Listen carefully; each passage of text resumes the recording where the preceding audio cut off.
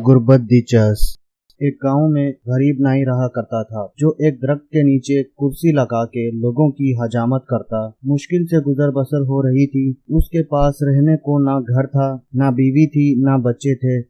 सिर्फ एक चादर और एक तकिया उसकी मलकियत थी।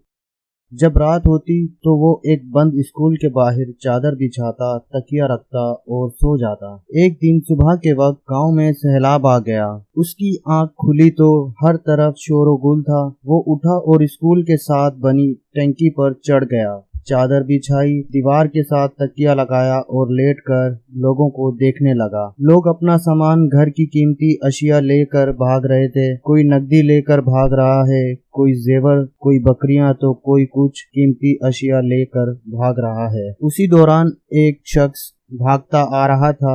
उसने सोने के जेवर, पैसे और कपड़े उठा रखे थे। जब वो शख्स उस नाई के पास से गुजरा और उसे सुकून से लेटे हुए देखा तो गुस्से से बोला, ओए साडी हर चीज उजड़ गई है, साडी जान ते बनी है ते तू इत्थे सुकून नाल लंबा पया होया है। ये सुनकर नाई बोला, लाले अज ही ते गुर्बत दी चस आई है। जब मैंने ये कहानी सुनी तो हंस पड़ा, मगर फिर एक ख्याल आया कि शायद रोज़े महशर का मंजर भी कुछ ऐसा ही होगा, जब तमाम इंसानों से हिसाब लिया जाएगा।